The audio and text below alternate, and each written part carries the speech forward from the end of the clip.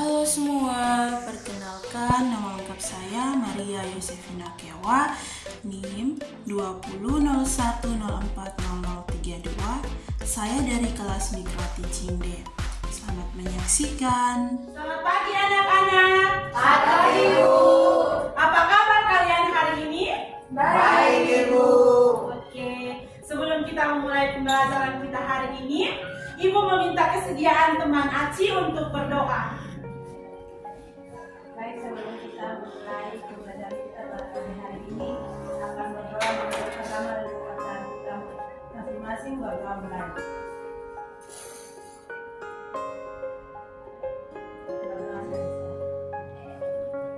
Oke, terima kasih untuk anak Aci yang sudah berdoa. Apakah hari ini ada yang tidak hadir untuk mengikuti pelajaran kita hari ini? Hadir semua Ibu. Oke, good, kelas baca.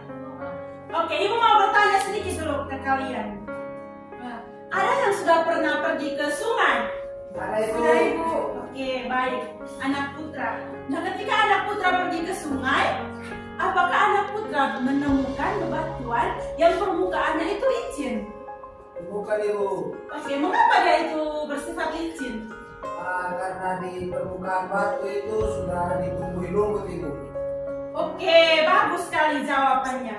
Jadi, jawaban yang sudah diberikan oleh anak putra, sangat betul. Nah, berkaitan dengan materi yang akan Ibu berikan pada hari ini, yaitu berkaitan dengan kingdom lantai, terkhususnya bryophyta atau lumut. Nah, dengan materi kita hari ini, Ibu akan memberikan sedikit tujuan pembelajaran yang akan kita capai pada hari ini. Oke, jadi tujuan pembelajaran kita hari ini yang pertama, mengidentifikasi ciri-ciri dari kingdom lantai. Yang kedua, mengidentifikasi, mengklasifikasi, dan mendeskripsikan ciri, klasifikasi, reproduksi, dan peranan dari bryophyta. Kita masuk pada yang pertama adalah mengidentifikasi ciri-ciri dari kingdom lantai. Jadi, ciri-ciri dari kingdom plantae itu yang pertama itu bersifat autotrof. Atau ada yang tahu nama lain dari autotrof? Ada Ibu. Ada Ibu, Ya, putra. autotrof menghasilkan makanan sendiri. Ya, tepat sekali. Yang kedua, memiliki dinding sel yang bersifat selulosa. Yang ketiga, bersifat multiseluler atau memiliki banyak sel. Dan yang terakhir, memiliki klorofil yang berfungsi untuk proses fotosintesis. Kita masuk ke subtopik yang berikut, yaitu mengidentifikasi ciri-ciri dari bryophyta atau lumut. Nah, ciri-ciri yang pertama itu, lumut tersebut itu belum dibedakan berdasarkan daun, batang, dan akar. Jadi lumut tersebut kita belum mengetahui dia punya daun yang mana, dia punya batang yang mana, dan akar yang mana. Terus yang kedua, dia itu memiliki akar semu. Nah, lumut tersebut walaupun dia itu sudah tadi di poin pertama dikatakan bahwa dibedakan atas daun, batang, dan akar. Namun dia itu memiliki akar semu. Nah, akar semu itu artinya dia itu terlihat pada tumbuhan lumut tersebut, namun secara anatomi itu tidak dianggap sebagai akar dalam struktur tubuh dari lumut tersebut. Namun meskipun akar dari tumbuhan lumut tersebut dia itu berperan sebagai akar, namun secara anatominya tidak dianggap sebagai akar. Terus yang ketiga, dia itu termasuk tumbuhan yang tidak berpembuluh, yang artinya dia itu tidak memiliki pembuluh xilem dan floem.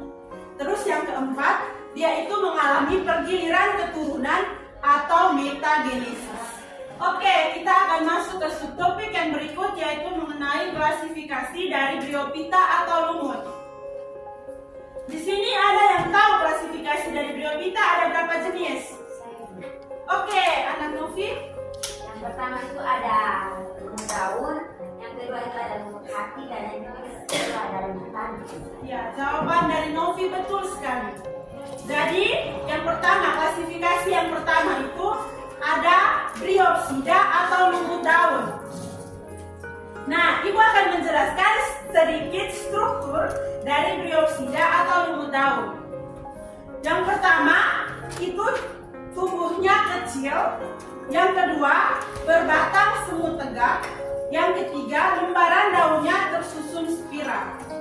Contoh dari Bryopsida atau lumut daun ini adalah Sphaganum sp. Di sini kalian bisa perhatikan ada lumut daun. Gambar media yang Ibu sediakan ada lumut daun. Bisa perhatikan juga di sini lumut daun, lumut daun. Terdiri dari beberapa bagian. Ada kapsul, tangkai, dan daun. Nah, seperti yang sudah Ibu jelaskan tadi, bahwa pada ciri-ciri dari lumut tadi bahwa dia itu terbagi menjadi belum bisa dibedakan atas daun, batang, dan akar. Namun di sini terdapat beberapa bagian. Yang pertama ada kapsul, ada tangkai, dan ada daun, serta ada rizoid atau akar. Yang kedua ada lumut hati atau Hepaticopsida. Struktur tubuh dari lumut hati ini yang pertama, dia itu berbentuk seperti lembaran. Anak-anak bisa perhatikan gambar, dia itu berbentuk seperti lembaran. Terus rizoidnya itu tidak bercabang. Jadi ini dia punya rizoid, ini tumbuh tidak ada cabang. Terus dia itu berada di bawah lembaran daunnya. Jadi ini dia berada di bawah lembaran. Oke. Terus klasifikasi yang ketiga ada lumut tanduk atau Anthocerotopsida. Nah, struktur tubuh dari lumut tanduk ini dia itu mirip dengan lumut hati.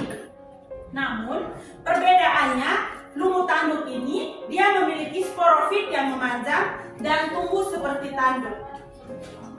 Jadi kalian bisa perhatikan kalau pada hewan, contohnya sapi, kerbau itu kan mereka mempunyai tanduk. Nah, terlihat seperti pada lumut tanduk dia itu memiliki tanduk seperti itu. Oke, kita akan masuk ke subtopik yang berikut, yaitu mengenai reproduksi dari lumut atau Bryophyta. Yang pertama kita akan masuk pada reproduksi dari lumut daun. Nah, lumut daun ini dia mempunyai reproduksi, ada dua reproduksi, aseksual dan seksual. Nah, kalau aseksual itu terjadi melalui fragmentasi batang. Jadi dia itu memotong, dia punya bagian-bagian terdiri atas beberapa bagian itu memotong pada bagian batang, yang kemudian akan menghasilkan karpet lumut daun yang baru. Nah, sedangkan reproduksi secara seksual itu terjadi melalui sel, khususnya yang disebut dengan spora. Nah, spora ini kemudian akan membentuk atau menghasilkan individu yang baru. Kemudian kita masuk ke reproduksi yang kedua, yaitu pada lumut hati. Reproduksi yang terjadi pada lumut hati ini, dia itu terjadi secara seksual. Jadi dia hanya satu. Kalau tadi pada lumut daun, aseksual dan seksual. Kalau pada lumut hati dia terjadi secara seksual, yang mana persatuan atau peleburan dari gamet jantan pada lumut hati dan gamet betina ini kemudian akan membentuk sporofit. Sporofit tersebut yang kemudian akan menghasilkan spora dan menghasilkan individu yang baru. Terus yang berikut reproduksi pada lumut tanduk. Reproduksi pada lumut tanduk ini terjadi secara satu kali atau satu saja, yaitu reproduksi secara seksual dengan menghasilkan sudut atau menghasilkan sedikit archegonium dan antheridium yang mana terdapat dekat dengan permukaan atas gametofit yang secara seksual dengan cara fragmentasi atau memotong dirinya menjadi beberapa bagian. Oke, kemudian kita akan masuk ke subtopik kita yang terakhir, yaitu mengenai peranan dari lumut itu sendiri untuk kehidupan sehari-hari. Jadi yang pertama, peranan lumut yang pertama itu sebagai tumbuhan perintis di ekosistem.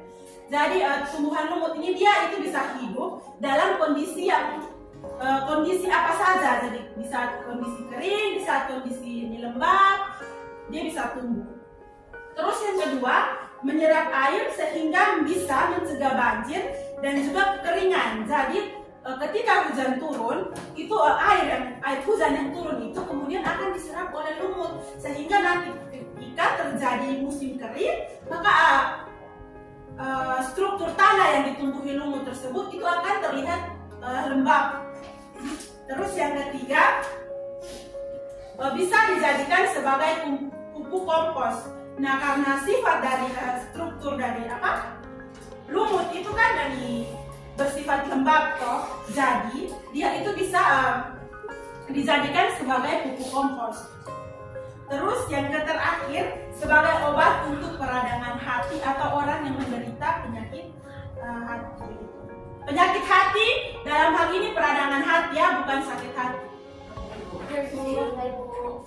Oke anak-anak, selanjutnya untuk mengukur pemahaman kalian hari ini, Ibu akan memberikan LKPD untuk kalian kerjakan secara berkelompok. Namun sebelum itu, Ibu meminta kalian duduk berkelompok, membentuk kelompok sebanyak 2 kelompok.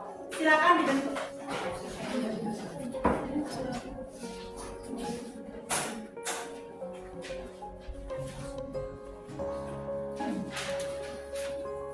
Oke, setelah Ibu memberikan kalian LKPD, Ibu memberikan kalian waktu 5 menit untuk mengerjakan LKPD. LKPD soal-soal yang Ibu berikan, Ibu ambil dari materi yang telah Ibu berikan tadi. Jadi tidak terlalu susah. Oke, waktu dikerjakan mulai dari sekarang. Oke, setelah kalian mengerjakan LKPD yang sudah Ibu berikan, apakah semuanya sudah dikerjakan? Ya, Ibu. Oke anak-anak, setelah kalian berdiskusi, Ibu meminta perwakilan dari kelompok 1 untuk mempresentasikan LKPD yang telah Ibu berikan. Baik teman-teman, berdasarkan materi yang dijelaskan, di manakah hati dari tumbuhan lumut? Di manakah habitat dari tumbuhan lumut? Nah, daratan namun lumut juga menyukai tempat yang lembab dan basah seperti pada tembok, batu, dan kulit pohon. Yang kedua, jelaskan struktur tumbuhan dari salah satu jenis lumut, yaitu yang pertama lumut daun. Tubuhnya kecil, berbatang semu tegak, lebaran daunnya tersusun spiral. Yang ketiga, jelaskan reproduksi dari salah satu jenis lumut, yaitu lumut daun. Yang pertama aksesual dengan cara fragmentasi batang. Yang kedua seksual dengan cara melalui sel khusus yang disebut spora. Oke, terima kasih untuk nama kita berikan aplaus untuk kelompok 1. Oke anak-anak, jadi LKPD yang sudah dipresentasikan oleh dari kelompok 1, jawabannya sudah sangat tepat dengan materi yang telah Ibu berikan tadi. Jadi untuk mengakhiri pembelajaran kita pada hari ini, Ibu meminta kesediaan dari salah satu anak-anak untuk memberikan kesimpulan mengenai materi yang telah Ibu berikan. Ada yang bisa memberikan kesimpulan? Saya, Ibu. Oke, anak Angel. Jadi kesimpulan yang saya dapat dari hari ini, Bryophyta atau tumbuhan lumut merupakan tumbuhan yang baru memiliki akar, batang, serta daun sejati atau disebut talus, mengalami metagenesis atau pergiliran keturunan, tergolong kingdom Plantae dalam divisi Bryophyta karena merupakan tanaman dengan struktur tubuh yang sel-sel penyusunnya sudah terspesialisasi. Oke, tepat sekali ya kesimpulan yang diberikan oleh anak Angel. Oke, dengan diberikan kesimpulan dari anak Angel, maka pertemuan hari ini kita akhiri dulu. Ibu akan memberikan kalian tugas rumah yang akan Ibu kirimkan di Google Classroom yang akan dikumpulkan pada minggu depan.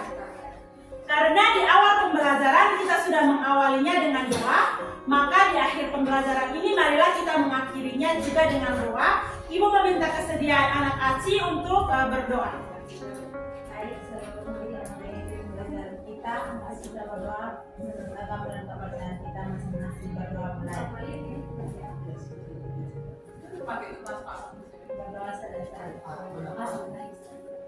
Oke, terima kasih untuk anak Aci yang sudah berdoa. Anak-anak, pembelajaran hari